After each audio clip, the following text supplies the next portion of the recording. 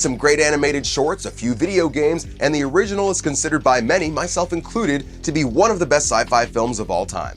So yeah, some of the actors who turned down roles in The Matrix probably regret it, but who exactly could have been part of the cast had things gone differently? Well, that's the question that drives us today. I'm Greg Elliott, and here's a look at all the actors who almost starred in some of The Matrix's biggest roles.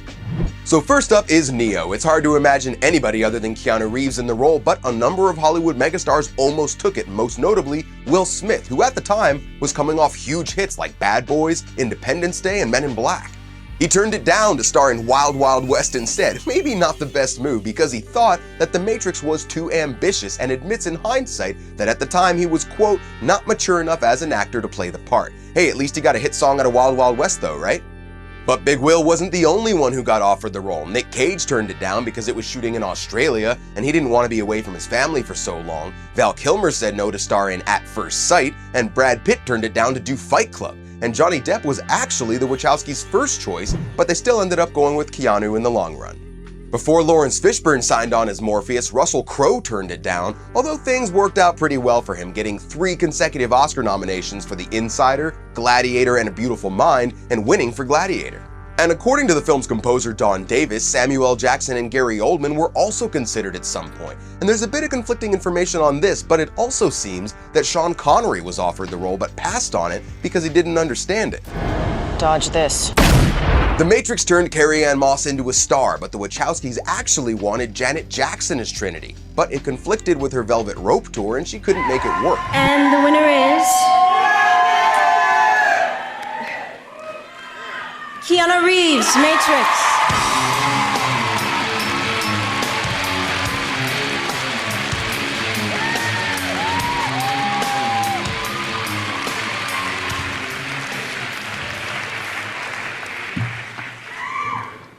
Thanks.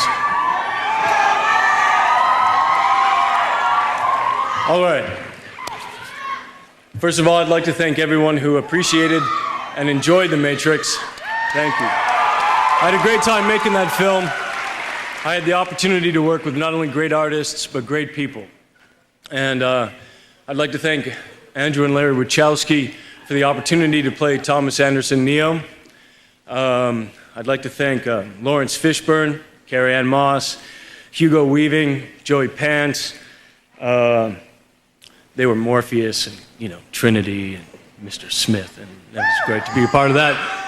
Wu Ping again for teaching me movie Kung Fu. John Gaeta, special effects, for letting me fly. And let's see, Mr. Joel Silver, ladies and gentlemen. Lorenzo de Bonaventura with Warner Brothers for the opportunity to make that righteous film.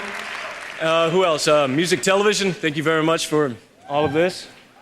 God, beautiful. And who else? What else am I doing here? Saying thank you. Thank you. At one point, they even considered casting Neo as a woman, and their choice for that? Sandra Bullock, who when that didn't happen, was reportedly considered for Trinity as well.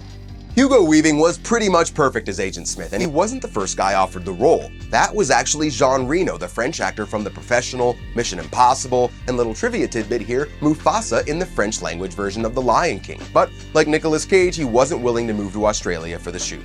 And one more, even though they're not a major character, Seraph from the Matrix sequels was originally offered to Michelle Yeoh, who couldn't do it due to scheduling conflicts, and then to Jet Li, who said no, because since they wanted to capture and digitize his martial arts moves, he was worried that they might be able to later superimpose other actors' faces onto his moves without his involvement. Probably a little ahead of its time in 1999, but hey, these days, I can see why he was concerned. And there you go, maybe ignorance is bliss, but hey, now you know what might have been.